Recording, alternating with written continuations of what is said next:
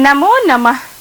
प्रिय बच्चों, मैं कंचन माला, संस्कृत अध्यापिका, राजकीय बालिका इंटर कॉलेज, शाहमीना रोड, लखनऊ।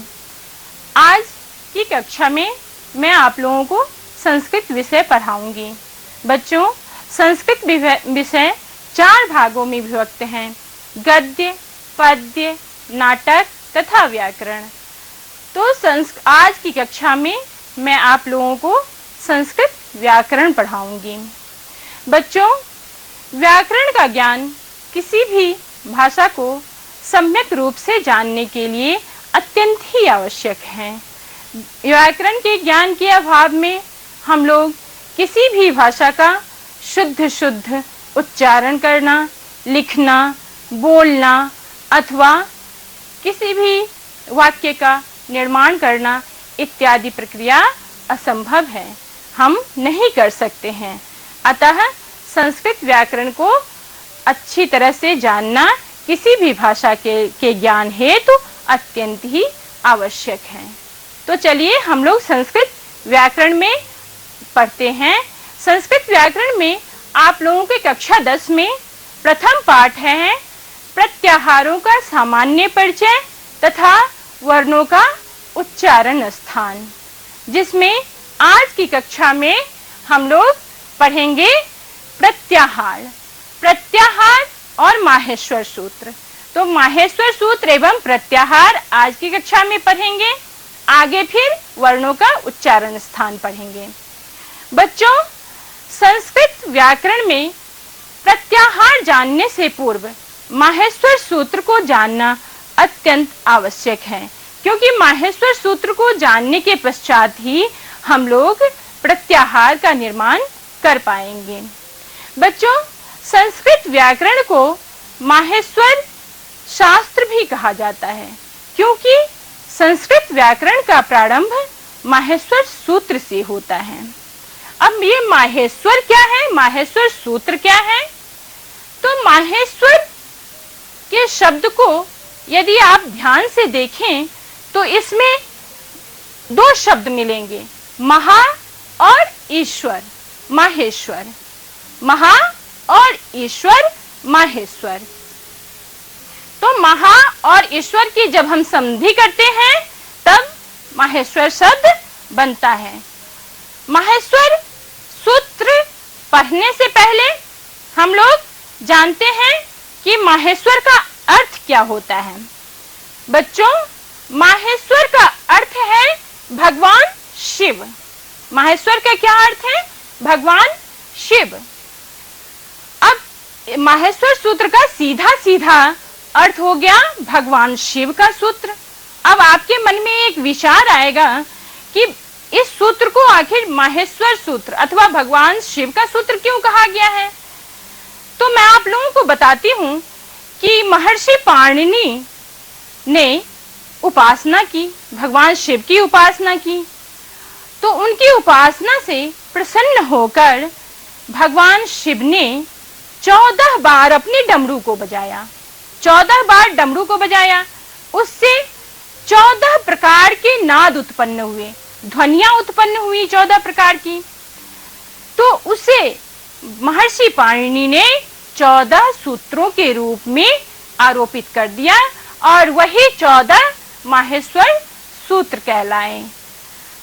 और इन्हीं 14 माहेश्वर सूत्र से हमारे संस्कृत व्याकरण का जन्म होता है। यहीं से हमारा संस्कृत व्याकरण प्रारंभ होता है। महर्षि पाणिनि ने अपने अष्टाध्यायी नामक संस्कृत व्याकरण का ग्रंथ लिखा, जो कि संस्कृत व्याकरण का प्रथम ग्रंथ माना जाता है, और उसके 8 अध्याय हैं और उसी से संस्कृत व्याकरण का जन्म हुआ, प्रारंभ हुआ। तो चलिए मैं आप लोगों को ये 14 माहेश्वर सूत्र बताती हूँ। बच्चों, ये 14 माहेश्वर सूत्र हैं। पहला अ, ई, उ, ण। दूसरा रि, लृ, क। तीसरा ए, ओ, अंग। चौथा ऐ, औ, च।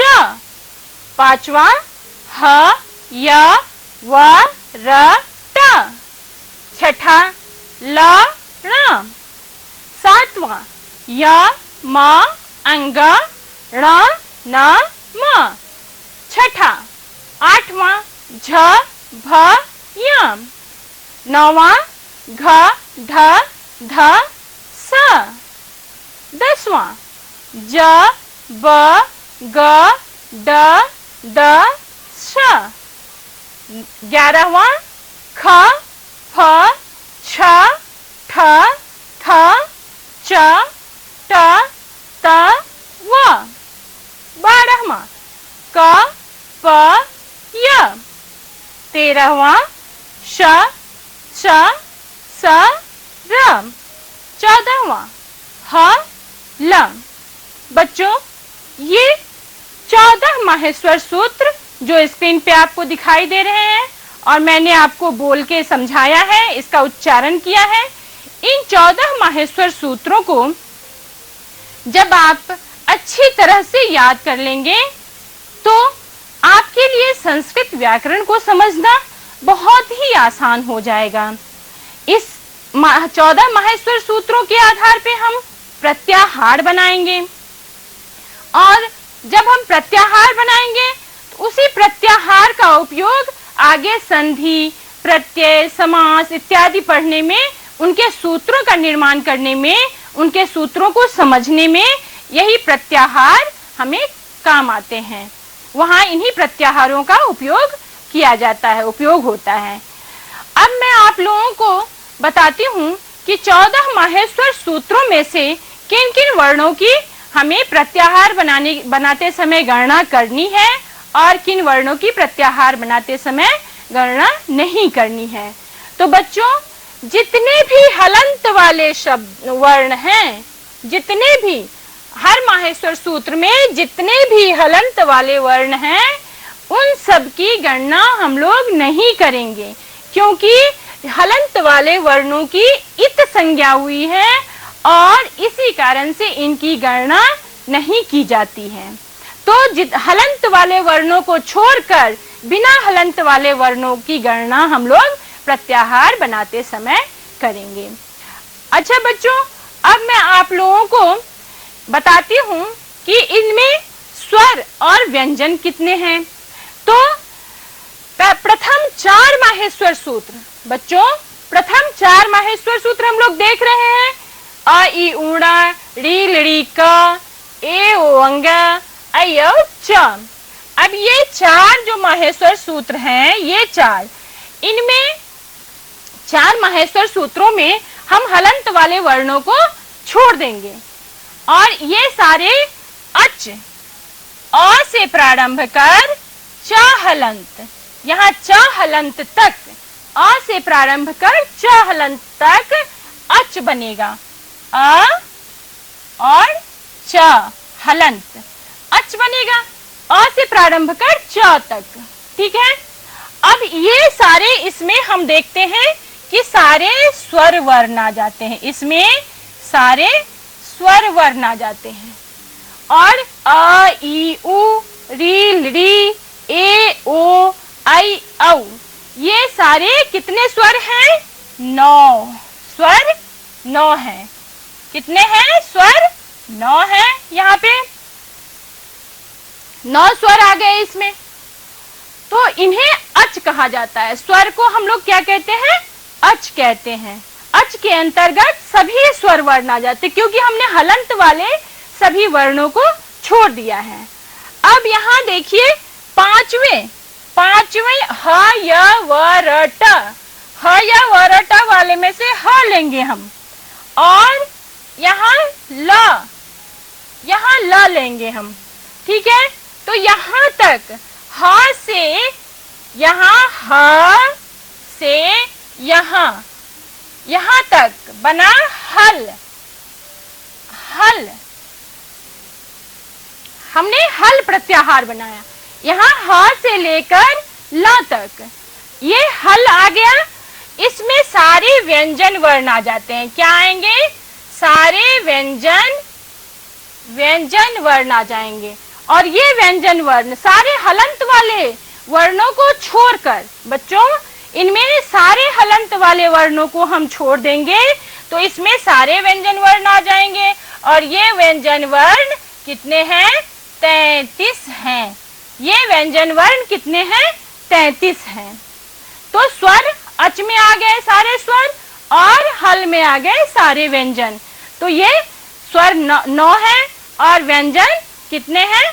33 हैं।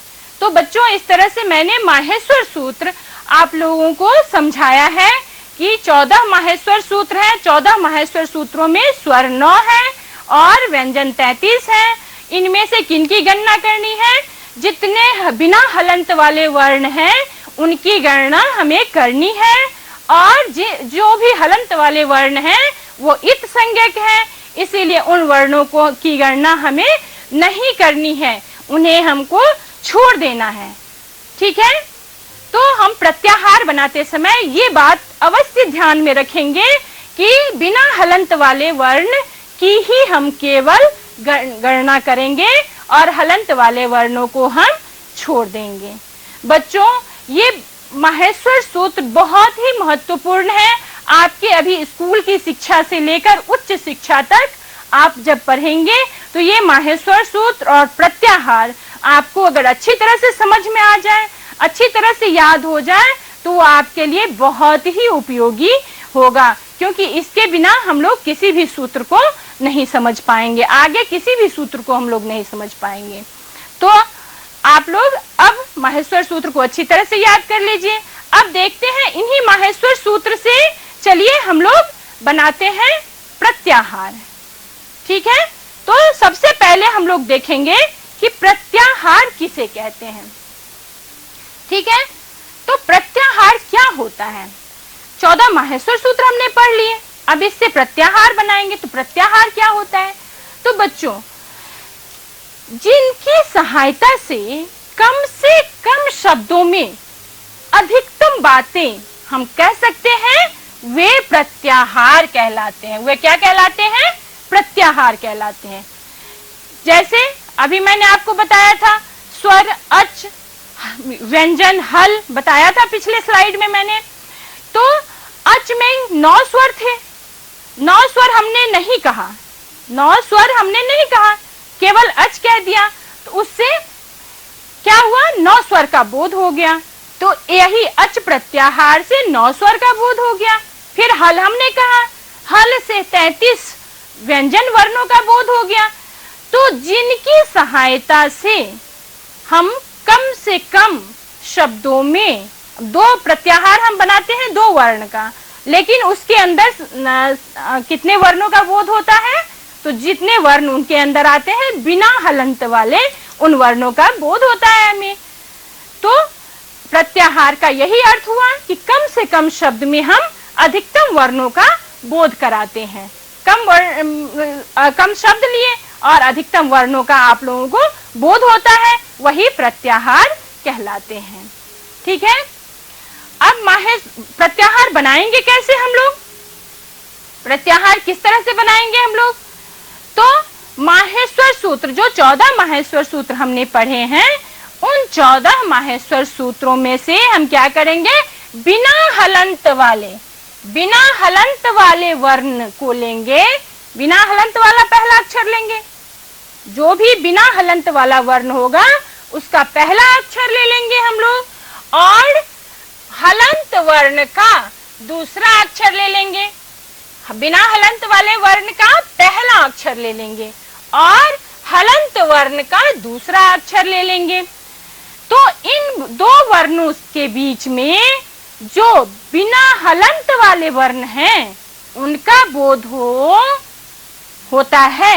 जैसे यहाँ पे हमने क्या कहा कि पहला वर्ण हमारा कौन सा होगा? बिना हलंत वाला। और दूसरा वर्ण कौन सा होगा? जब प्रत्याहार हम लोग बनाएंगे तो पहला वर्ण हमारा होगा बिना हलंत वाला और दूसरा वर्ण कौन सा होगा? हलंत वाला वर्ण होगा। जैसे हमने अच बनाया था, अ था बिना हलंत वाला वर्ण और च था हलंत वाला वर्ण। तो इस तरह से आप लेंगे कि ये पहला वर्ण लेंगे बिना हलंत वाला और दूसरा वर्ण लेंगे हलंत वाला वर्ण। तो दोनों से किसका बोध होगा? तो उनके बीच के सभी बिना हलंत वाले वर्णों का बोध होता है उस प्रत्याहार से। किसी भी प्रत्याहार से उसके बीच के बिना हलंत वाले समस्त वर्णों का बोध होता है। अब जैसे उदाहरण के लिए मैं आपको बताती हूँ, तो आपको पहला माहेश्वर सूत्र पढ़ाया था अ ई ऊण री लड़ी क, ए ओ अंग आई औ च। क्या पढ़ाया? पहला हुआ अ ई ऊण, दूसरा री लड़ी का, और तीसरा ए ओ अंग, और चौथा आई औ च। इसमें से हमने क्या लिया है? अ लिया है, और यहाँ हमने चौथे माहेश्वर सूत्र का च लिया है, च हलंत। यहाँ देखिए अ में हलंत नहीं है, बिना हलंत वाला वर्ण अ है, और यहाँ च हलंत वाला वर्ण है। तो इसमें से अ को हमने च से मिला दिया, अ को हमने च से मिला दिया, तो बन गया हमारा अच प्रत्याहार। क्या बन गया हमारा? अच प्रत्याहार। मैं बार बार इसी का उदाहरण दे रही हूँ ताकि आप लोग आसानी से समझ जाएं। तो हमारा हमने अ और च को मिला दिया, तो उससे बन गया हमारा अच प्रत्याहार। और अच प्रत्याहार के अंतर्गत कौन कौन से वर्ण आ गए बच्चों? देखिए यहाँ पे हमने अ ई उ री लड़ी ए ओ आई औ, अ ई उ री लड़ी ए ओ आई औ, ये वर्ण लिए। अच प्रत्याहार के अंतर्गत ये वर्ण आए हैं। ठीक है, अब इसमें आप लोग ध्यान दीजिएगा कि हमने न ये और क ये और अंग ये और च हलंत, ये सारे हलंत वाले वर्णों को हमने इसमें छोड़ दिया है। हलंत वाले वर्णों को हमने नहीं लिया है। हमने लिया है अ लिया है, ई लिया है, उ लिया, री लिया, लड़ी लिया, ए लिया, ओ लिया, ऐ औ। इतने सारे वर्ण हमने लिए हैं, लेकिन हमने हलंत वाले सभी वर्णों की गणना नहीं की है। अर्थात अच प्रत्याहार के अंतर्गत हलंत वाले वर्णों को छोड़कर बिना हलंत वाले सभी वर्णों का बोध होता है। और अच प्रत्याहार के अंतर्गत मैंने पहले भी बताया है आप लोगों को कि सभी स्वर आ जाते हैं, और ये सभी स्वर कितने हैं? 9 हैं। सभी स्वर कितने हैं? 9 हैं। इसी तरह से मैंने आप लोगों को बताया था कि हल प्रत्याहार के अंतर्गत सभी व्यंजन वर्ण आ जाते हैं, और व्यंजन कितने थे? व्यंजन 33 थे। व्यंजन कितने थे? व्यंजन 33 थे। तो बच्चों, इस तरह से मैंने उदाहरण के साथ आप लोगों को प्रत्याहार क्या होता है और किस तरह से बनाना है ये बता दिया है। ठीक है, अब हम लोग चलते हैं प्रत्याहार बनाते हैं। ठीक है, अब बच्चों 14 माहेश्वर सूत्र से हम लोग कितने प्रत्याहार बनाएंगे? 42। 14 माहेश्वर सूत्र से हम लोग 42 प्रत्याहार बनाएंगे। ठीक है, इसमें पहला प्रत्याहार बनता है हमारा अक। अब जब आगे हम लोग संधि पढ़ेंगे तो अकः सवर्णे दीर्घः पढ़ेंगे, तो वहां हम लोग जब तक अक नहीं अभी समझेंगे, अभी अक नहीं समझेंगे, तब हम संधि के सूत्र को नहीं समझ पाएंगे। अगर अभी अक नहीं समझेंगे तो आगे संधि के सूत्र को अक नहीं समझ पाएंगे। तो इसीलिए अक प्रत्याहार यहाँ बना हमारा अक प्रत्याहार, अ और क हलंत। बच्चों, मैंने क्या बताया था आपको प्रत्याहार बनाने के लिए कि कैसे बनाएंगे? पहला वर्ण हमारा होगा अ, बिना हलंत वाला। दूसरा वर्ण हमारा क्या होगा? क, जो कि हलंत वाला होगा। पहला वर्ण बिना हलंत का, दूसरा वर्ण हलंत वाला। अब इसमें अक प्रत्याहार के अंतर्गत कौन कौन से वर्ण आ गए? अ, ई, उ, री, लड़ी, ये आ गए। बच्चों, अक को हमने कैसे लिया? हमने लिया है अ, ई, उ, र, री, लड़ी, क। अब देखिए हमने इतने वर्ण लिए हैं। ये पहला माहेश्वर सूत्र था हमारा, ये दूसरा माहेश्वर सूत्र था हमारा। ठीक है, अब इसने हमने अक में लिया है तो अ लिया है और क लिया है। ठीक है, अब अ और क से अक से किन किन किस वर्णों का बोध हुआ है? अ ई उ री और लिरी। अ ई उ री और लिरी। हमने न को काट दिया, हमने क को काट दिया। अक प्रत्याहार है परंतु हमने क वर्ण को नहीं लिया क्योंकि हलंत वाले वर्ण को हमें छोड़ देना, उनकी गणना हमें नहीं करनी है। किसी भी हलंत वाले वर्ण की गणना हम लोग नहीं करेंगे। तो इसीलिए अक प्रत्याहार में बिना हलंत वाले वर्णों को लिखने के बाद हमने अ ई उ री लिरी इतना लिखा है। इसी तरह से अब मैं आपको दिखाती हूँ अच। अच को हम लोग पहले भी समझ चुके हैं कि अच में इसमें अ हुआ और च हलंत हुआ। ठीक है, इसके अंतर्गत अ ई उ री लिरी ए ओ आई औ इतने आए। इसमें भी हमने हलंत वाला वर्ण छोड़ दिया है, किरणा हम छोड़ दिया है, इसमें भी क हमने छोड़ दिया है, अंगा हमने छोड़ दिया है और च को छोड़ दिया है। हलंत वाले सभी वर्णों को हमने छोड़ दिया है। ठीक है, इसी तरह से तीसरा प्रत्याहार हमारा बनता है अट। अ और ट हलंत, अट प्रत्याहार। इसमें भी हम देखिए आप कि अ है और ट हलंत। पहला वर्ण क्या, मैंने प्रत्याहार बनाने के लिए पहला वर्ण क्या होना चाहिए? बिना हलंत वाला। और दूसरा वर्ण क्या होना चाहिए बच्चों? हलंत वाला। दूसरा वर्ण हलंत वाला। किसी भी कहीं से भी किस माहेश्वर सूत्र में अ है, पहले हम देखेंगे कि किस माहेश्वर सूत्र में अ है और फिर देखेंगे कि किस माहेश्वर सूत्र में हम ट हलंत है। वहां तक के अ वर्ण से लेकर ट हलंत तक के वर्णों के बीच में हम लोग देखेंगे कि कितने बिना हलंत वाले वर्ण हैं। कितने बिना हलंत वाले वर्ण हैं, उनको हम लोग अट प्रत्याहार के अंतर्गत लिखेंगे। ठीक है, अब यहाँ पे हमारा प्रत्याहार है अण, अ और न। यहाँ ध्यान देने योग्य बात है बच्चों कि एक तो हमारा माहेश्वर सूत्र है कि अ ई उ और न, ये है। ठीक है, तो एक ये वाला अण प्रत्याहार बना है इस माहेश्वर सूत्र से, इसको छोड़कर, इसको हमने नहीं लिखा है, इसको हमने काट दिया है। ठीक है, क्योंकि इसकी गणना नहीं होगी, हलंत वर्ण है, इसकी गणना हम लोग नहीं करेंगे। तो अण प्रत्याहार के अंतर्गत क्या आया? अ ई उ। अण प्रत्याहार के अंतर्गत हमने क्या देखा? अ ई उ, यही अ ई उ आए। दूसरा अण प्रत्याहार, क्यों दो अण प्रत्याहार हमने यहाँ पे क्यों बनाए? क्यों दो अण प्रत्याहार हमें दिख रहा है यहाँ पे? तो बच्चों हमने पढ़ा था पहला माहेश्वर सूत्र अ ई उ ण और छठा माहेश्वर सूत्र जिसमें ल और न था। तो यहाँ देखिए कि पहले माहेश्वर सूत्र से लेकर छठे माहेश्वर सूत्र तक यहाँ अ ई उ और न।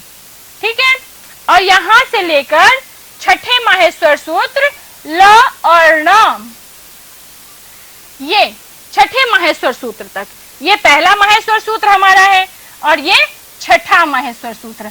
बीच में दूसरा माहेश्वर सूत्र आएगा, फिर तीसरा, फिर चौथा और फिर पांचवा। ये इतने माहेश्वर सूत्र हमारे आएंगे।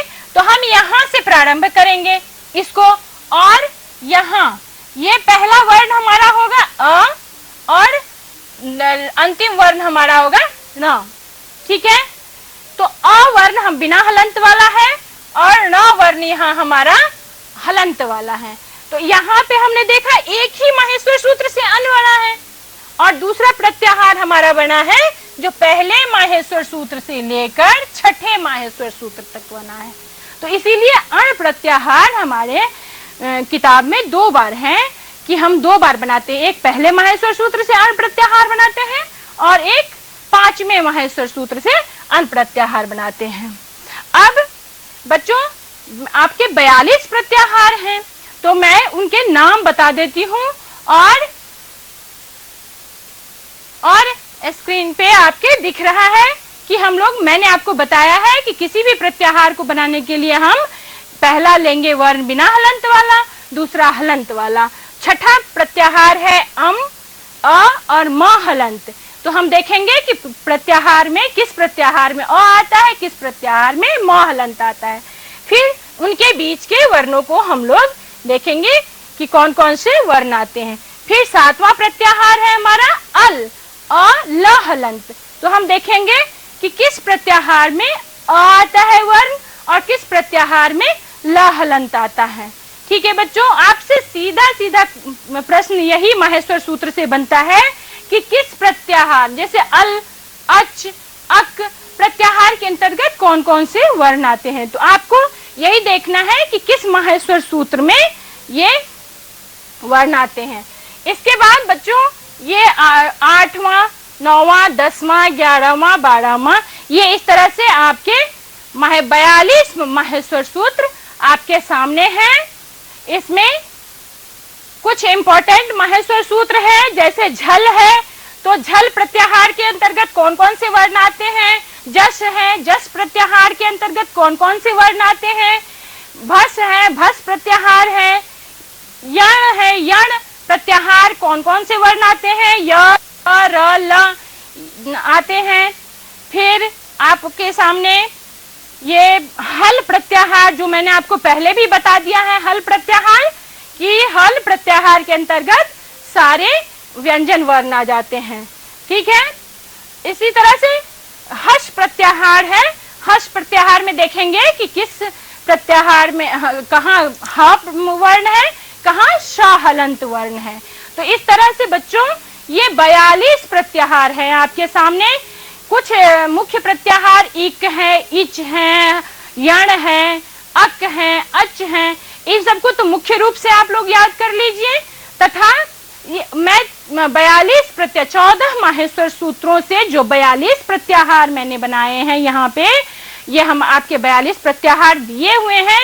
इन 42 प्रत्याहारों को आप लोग अच्छी तरह से याद कर लीजिए, बहुत ही अच्छी तरह से याद कर लीजिए, क्योंकि इन्हीं को लेकर हम लोग संधि में, समास में, प्रत्यय में, सब में इनका उपयोग करेंगे। सूत्रों को पढ़ने में इसका उपयोग करेंगे।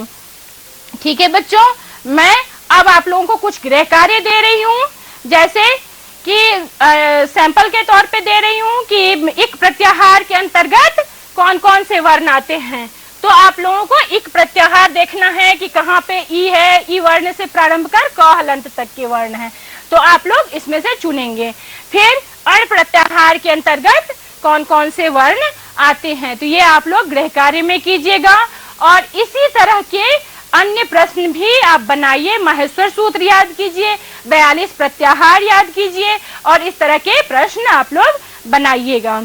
ठीक है बच्चों, मैं उम्मीद करती हूँ कि आप लोगों ने अच्छी तरह से प्रत्याहार को समझ लिया होगा, इसे बनाने की विधि समझ ली होगी और अच्छी तरह से आप लोग इसे बना पाएंगे। 14 माहेश्वर सूत्रों को आप लोग कंठस्थ करेंगे, प्रत्याहार को बनाएंगे, उसका समुचित अभ्यास करेंगे।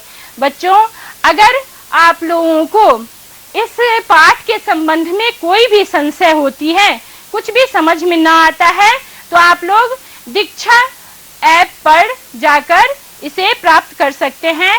दीक्षा मोबाइल एप्लीकेशन के गूगल प्ले स्टोर में जाकर या iOS से डाउनलोड किया जा सकता है और इस ऐप को डाउनलोड कर इस अध्याय से संबंधित प्रश्नों को, अन्य गतिविधियों का आप लोग अभ्यास कर सकते हैं। और ये वीडियो जो अभी आप लोगों के सामने ये वीडियो चला है, ये वीडियो उत्तर प्रदेश माध्यमिक शिक्षा विभाग के वेबसाइट पे जाकर YouTube चैनल को सब्सक्राइब करके आप लोग देख सकते हैं। तो मैं उम्मीद करती हूँ बच्चों कि प्रत्याहार और माहेश्वर सूत्र आप लोगों ने अच्छी तरह से समझ लिया होगा। धन्यवाद।